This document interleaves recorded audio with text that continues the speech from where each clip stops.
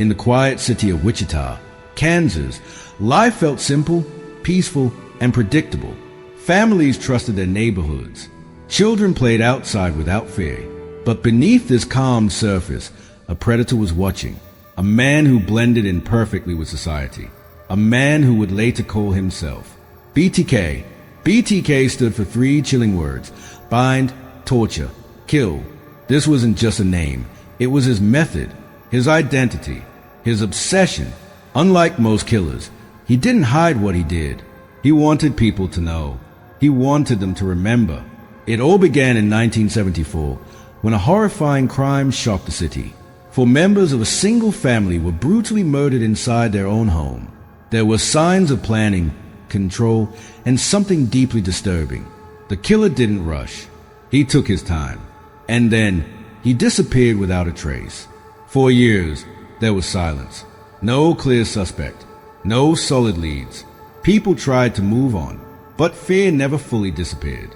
Because somewhere out there, the killer was still alive, still watching, still waiting. Then suddenly, letters began to appear. Messages sent to newspapers and police. In those letters, the killer described his crimes in detail. He demanded attention. He wanted recognition. And that's when the world first heard the name. BTK. What made this case terrifying wasn't just the violence. It was a double life he lived. By day, he was a normal man, a family man, a church leader, someone people trusted. But behind closed doors, he was something else entirely. Years turned into decades. The case slowly went cold. Many believed the killer was gone forever, either dead or done killing. Wichita began to heal. Life started to feel normal again. But in 2004, everything changed. Out of nowhere, BTK returned. After nearly 30 years of silence, he started sending letters again.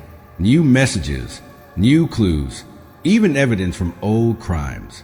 It was as if he wanted to remind the world that he was still out there, but this time, something was different.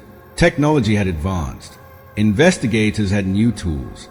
And BTK made a mistake. In one of his communications, he used a floppy disk.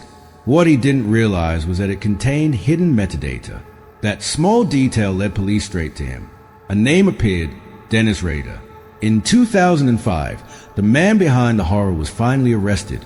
Not in hiding, not running, but living a completely normal life. Working, attending church, raising a family.